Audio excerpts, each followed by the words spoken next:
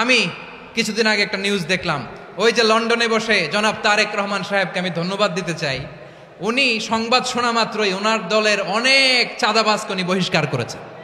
কোনো ব্যক্তির কারণে, কোনো নেতার কারণে, কোনো কর্মীর কারণে যদি মানুষের আস্থা নষ্ট হয়, তাকে আমরা ওন করতে পারবো না। বিকজ আমরা বহু ঝড় ঝঞ্ঝার ভিতর দিয়ে আজ এখানে এসে দাঁড়িয়েছি, বহু অত্যাচার নির্যাতনের ভেতর দিয়ে এখানে এসে দাঁড়িয়েছি আজকে আমরা। কাজেই আমাদের পক্ষে আর সম্ভব না যে কেউ নিজের বিষয়, নিজের স্বার্থ নিয়ে এমন কিছু করবে যেটা দলের স্বার্থকে আঘাত করবে, ক্ষতিগ্রস্ত করবে। তাকে আমাদের পক্ষে টানা সম্ভব না। আই ডু অ্যাপ্রিসিয়েট প্রতিটি দলের এরকম ইনিশিয়েটিভ নেওয়ার দরকার আছে না নাই? যে কোনো দলে এই প্র্যাকটিসটা থাকার দরকার আছে না নাই? চাঁদাবাজদের সাথে আপনারা নিজেদেরকে মুক্ত ঘোষণা করবেন যে এরা আমার দলের কর্মী হতে পারে না। টেন্ডারবাজি, চাঁদাবাজি, দুর্নীতি, অপরাধ, দখলদারিত্ব, মজুদদারি, এগুলো সব কিছু একসাথে প্রতিরোধ করতে হবে, ঠিক কিনা বলেন? একটা মানবিক সমাজ যদি চাই, প্রতিরোধ করতে হবে। প্রিয় ভাইয়েরা, আল্লাহর শপথ নিয়ে বলি, এই নাসিহাতগুলো সবার জন্য, সব দলের জন্য, সব মতের মানুষের জন্য। আমরা কোনো দলের প্রতি মানুষকে ডাকি না, আমরা ডাকি ইসলামের দিকে। সব দলের, সব মতের, সব মানুষদেরকে আমরা আহ্বান জানাই, আসুন আমরা একটা সুন্দর সমাজ বিনির্মাণ করি। এই যে নতুন বাংলাদেশের এক সুযোগ এসেছে, আর জীবনে হয়তো আসবে না, সামনের 100 বছর এই সময় আসবে না। আসুন দেশটাকে আমরা সাজাই, আসুন আমরা দুর্নীতি বন্ধ করি, আসুন আমরা চাঁদাবাজি বন্ধ করি, আসুন আমরা দখলদারিত্ব বন্ধ করি, আসুন আমরা এক দল আরেক দলকে নিশ্চিহ্ন করার যে রাজনীতি, এটা বন্ধ করি। সব দলের প্রতি আমার আহ্বান, আমরা চাঁদাবাজ মুক্ত বাংলাদেশ চাই, জুলুম মুক্ত বাংলাদেশ চাই, ফ্যাসিজম মুক্ত বাংলাদেশ চাই, গুণ খুন খারাপি মুক্ত বাংলাদেশ চাই। আমরা নতুন ভোরের বাংলাদেশ চাই।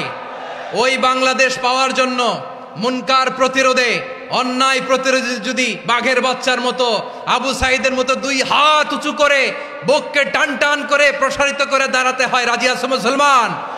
কারা কারা রাজি? আল্লাহকে হাত দেখিয়ে প্রতিজ্ঞা করো।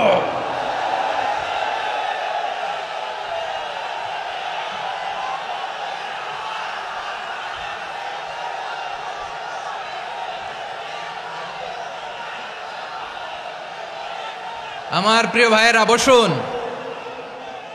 বসুন আমার ভাইয়েরা। ওরা ওদের যে হাত দিয়ে টেন্ডারবাজি করে, চাঁদাবাজি করে, ইফটিজিং করে, দখলবাজি করে, যে হাত দিয়ে, ওই মুনকার থামায় দেওয়ার জন্য আল্লাহর দে আমাদেরও 2টি হাত আছে না নাই? আমাদেরও হাত আছে, থামাইতে হবে, থামাইতে হবে, হিম্মত করতে হবে। আমার প্রিয় ভাইয়েরা, না থামালে আমরাই ডুববো শেষমেশ। আমাদের বাঁচার জন্য হইলেও থামাইতে হবে। রব্বুল আলামিন বলেন, ওয়াত্তাকু ফিতনাতাল লা তুসিবান্নাল্লাযীনা যালামু মিনকুম খাসসা। ও আমার গোলামেরা, ওই আযাবকে ভয় করো যে আযাব যখন আমি জমিনের বুকে পাঠাই, শুধু জালেমদেরকেই মারি না, আলেমদেরকেও মারি। আযাব যখন আসে তখন শুধু জালিমই মরে না, আলেমও মরে। জানেন, মুসা আলাইহিস সালামের পায়ে একবার একটা লাল পোকা কামড় দিয়েছে, লাল পিঁপড়া। লাল পিঁপড়া কামড় দিলে খুব আরাম লাগে না? কি লাগে? হ্যাঁ, জলে না? লাল একটা পিঁপড়া কামড় দিছে, তো উনি রেগে মেগে পাশি দেখে লাল পিঁপড়ার বাসা, পা দিয়ে ডলে মুছে সবগুলো পিঁপড়া মেরে ফেলছে। এই ঘটনাটা আল্লাহ ঘটিয়েছেন এজন্য। মুসা আলাইহিস সালাম ছিলেন কালিমুল্লাহ, সরাসরি আল্লাহর সাথে কথা বলতেন। তিনি আল্লাহকে জিজ্ঞেস করেছিলেন, আল্লাহ তুমি যখন কোনো জনপদে আযাব পাঠাও, শাস্তি দাও, ওখানকার শুধু জালেমরাই তো মরে না, ভালো মানুষগুলাও মরে, তো আযাব দিবা মুশরিকদের উপর দিবা, অবাধ্যদের উপর দিবা, ভালো মানুষগুলারে মারো কেন? আল্লাহ বললেন, মুসা তোমার যে কামড় দিছিল পায়ের মধ্যে পিঁপড়া, কয়টা পিঁপড়া? জোরে বলেন। একটা পিঁপড়া, তো সবগুলারে মারলা কেন? রেগে মেগে পুরো পিঁপড়ার বাসা ভেঙে মেসাকার করলা কেন? এই মুসা, আমি যখন অ্যাকশনে যাই, আমি যখন শাস্তি দেই, তখন এত বাস বিচার করা হয় না, বাস বিচার করা যায় না। যখন অ্যাকশনে যাওয়া হয়, ওইটা ডাইরেক্ট অ্যাকশন হয়ে যায়। চিল্লায় বলো ঠিক কি না?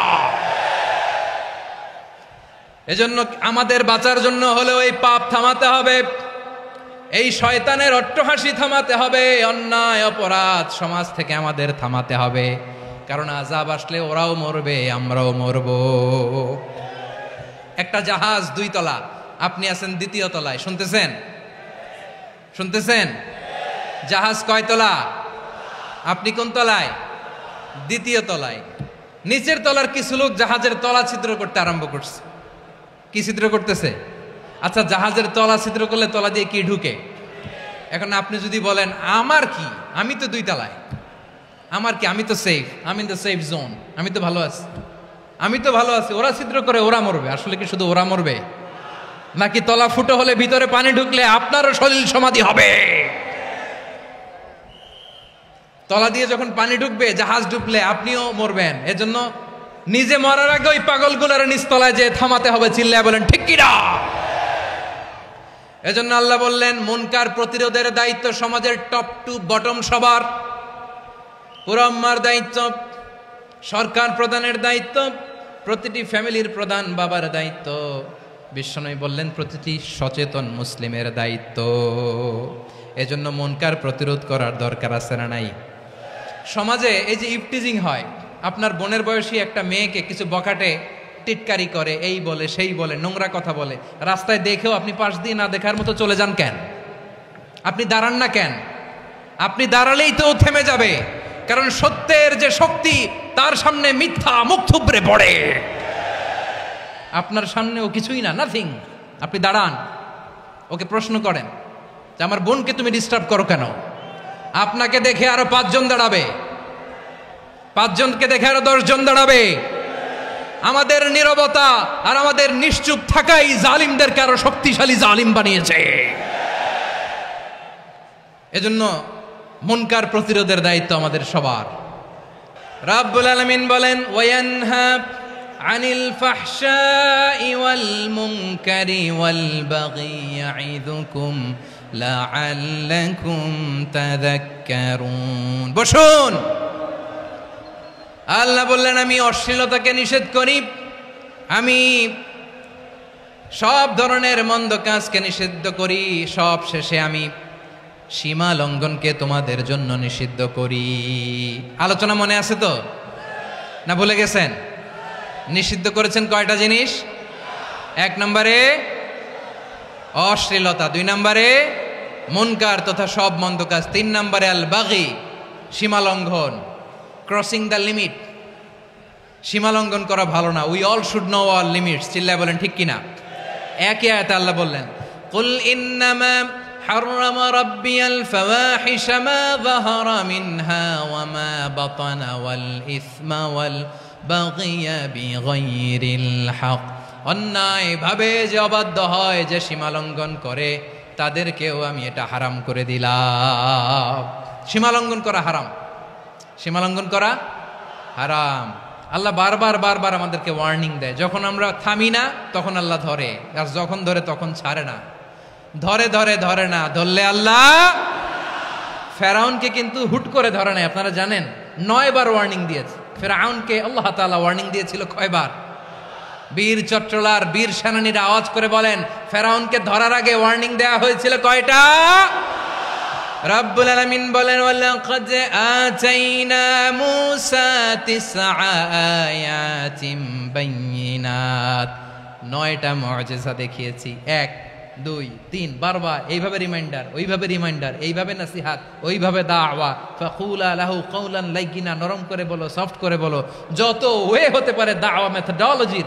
মুসা আলাইহিস সালামের সব অ্যাপ্লাই শেষ, 10ম বারে যে আল্লাহ ধরছে। 10ম বারে যে ধরেছে। এজন্য আল্লাহ বলেন আমি সীমালঙ্ঘনকে পছন্দ করি না। কোরআনের অন্য আয়াতে বাগীকে বলা হয়েছে আল ইতিদা, সীমালঙ্ঘন যারা করে তাদেরকে আল্লাহ বলেছেন মুতাদিন। وقاتلوا في سبيل الله الذين يقاتلونكم ولا تعتدوا إن الله لا يحب المعتدين। আমি সীমা লঙ্ঘনকারীদেরকে কোশ্চিনকালেও পছন্দ করি না। আমরা যেন সীমা লঙ্ঘন না করি। রাজি আছেন তো? যে কোনো ক্ষেত্রে ইবাদতে যেন সীমা লঙ্ঘন না করি। অনেকে আমরা ইবাদতে সীমালঙ্ঘন করে ফেলি। বিশ্বনবী সাল্লাল্লাহু আলাইহি ওয়াসাল্লাম যেটা শিখিয়েছেন এর বাইরে যে অতিরিক্ত বুজুর্গ হতে চায় এরকম আছে না নাই? করা যাবে না, কোনো ক্ষেত্রেই সীমালঙ্ঘন করা যাবে, এমনকি যুদ্ধক্ষেত্রেও না। বিষ্ণু ইসলাম বলেন খবরদার যুদ্ধক্ষেত্রেও সীমালঙ্ঘন করো না। কি সুন্দর ইসলাম আমরা পেয়েছি। বিশ্বনবী বলেন খবরদার যুদ্ধের ময়দানে কোনো নারীর গায়ে হাত তোলো না, কোনো শিশুর গায়ে হাত তোলো না, কোনো গবাদি পশু হত্যা করো না, কোনো শস্য ক্ষেত্র ধ্বংস করো না, এবাদতরত অন্য ধর্মের কোনো সন্ন্যাসীর গায়ে হাত তোলো না। বলেন সুবহানাল্লাহ। তাহলে আমরা সীমালঙ্ঘন করতে পারবো? প্রিয় ভাইরা, একটা সুখী সমৃদ্ধ শান্তির সমাজ, মানবিক সমাজ যদি আমরা গঠন করতে চাই, আমাদের আল্লাহর দেয়া কয়টা আদেশ মানতে হবে বলেন দেখি? সবাই বলেন কয়টা? আর বেঁচে থাকতে হবে কয়টা জিনিস থেকে? আওয়াজ করে বলেন কয়টা? আচ্ছা, আদেশ নাম্বার 1 কি ছিল বলেন? আল্লাহর আদেশ কি? 1 নাম্বার আদাল, ন্যায়পরায়ণতা। আমরা সুবিচার, সুশাসন, ন্যায় বিচার চাই কি চাই না? 2 নম্বরে কি ছিল? মাশাআল্লাহ, আওয়াজ করে বলেন 2 নম্বরে কি ছিল? ইহসান, আমরা যেন সবার প্রতি দয়া পরবশ হই, ইহসান করি। 3 নম্বরে কি ছিল? নিকটাত্মীয়দের দান করা, তাদের অধিকার প্রাপ্য বুঝিয়ে দেওয়া। পাশাপাশি 3টা জিনিস থেকে আল্লাহ বারণ করেছেন, নিষেধ করেছেন। তার প্রথমটা ফাহশা, অশ্লীলতা। অশ্লীলতার সাথে আমাদের কোনো সম্পর্ক। আজকের এই ঐতিহাসিক চট্টগ্রামের প্যারেড ময়দান থেকে আমরা যত ধরনের মা তাহারা মিনহা মা বাতান, প্রকাশ্য অপ্রকাশ্য, দৃশ্যমান অদৃশ্যমান, সব অশ্লীলতা থেকে নিজেদেরকে মুক্ত ঘোষণা করলাম। অশ্লীলতাকে আমরা না বলে দিলাম। আওয়াজ করে সবাই বলুন নো। অশ্লীলতার সাথে আমাদের কোনো সম্পর্ক। 2 নম্বর নিষেধাজ্ঞা কি ছিল? আল মুনকার, সমাজের যত মন্দ কাজ এগুলোকে আমরা প্রতিরোধ করব। রাজি আছেন তো সবাই? 3 নম্বরে আল বাগি, সীমালঙ্ঘন। কোন মুসলিম সীমালঙ্ঘন করে না, এমনকি যুদ্ধক্ষেত্রেও না। আওয়াজ করে বলেন ঠিক কিনা? রাব্বুল আলামিন শেষে বললেন ইয়াইদুকুম লাআল্লাকুম তাযাক্কারুন, আল্লাহ তোমাদেরকে উপদেশ দেন যাতে তোমরা শিক্ষা গ্রহণ করো। আমরা উপদেশ দিব, আমরা জোর করে কাউরে কিছু মানাতে চাই না। লা ইকরাহা ফিদ্দিন ওয়া যাক্কির ফাইন্না যিকরা তানফাউল মুমিনিন। উপদেশ দিলে এটা মুমিনদের কাজে দেয়। লাস্তা আলাইহিম বিমুসাইতির ইন্নামা আনতা মুযাক্কির। নবী হে, আপনি রিমাইন্ডার দাতা, আপনি উপদেশ দিবেন। আমরাও বিশ্বনবীর এই হাদিসগুলো থেকে, কোরআনের আয়াত থেকে রিমাইন্ডার, এই কথামালা, বাণী বাহক হিসেবে এই বাণীগুলো আপনাদের সাথে কাছে পৌঁছে দিলাম। আমরা আল্লাহ তাআলার কাছে প্রার্থনা করি, আল্লাহ আমরা যেন আদল দিয়ে আমাদের সমাজকে গঠন করতে পারি। আল্লাহ আমরা যেন ইহসান করতে পারি, আমরা যেন নিকটাত্মীয়দের দান করতে পারি। আল্লাহ যত ধরনের অশ্লীলতা, অনাচার, মন্দ কাজ, সীমালঙ্ঘন, অবাধ্যতা থেকে যেন আমরা বেঁচে থাকতে পারি। আল্লাহ তাআলা আমাদের সবাইকে কথাগুলো বোঝার ও আমল করার তৌফিক দান করুক।